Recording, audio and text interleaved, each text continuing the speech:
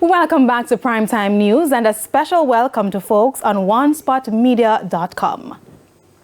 We begin this evening with news concerning former Prime Minister Portia Simpson Miller. Mrs. Simpson Miller was rushed to a corporate area hospital after falling ill Thursday night. Sources say her condition has improved overnight. The People's National Party, in a release, explained that she was admitted at the facility for non-emergency care. The PNP says its former president is doing well and is being supported by the medical team and her loved ones. Mrs. Simpson Miller is 77 and has made rare public appearances since removing herself from the political arena.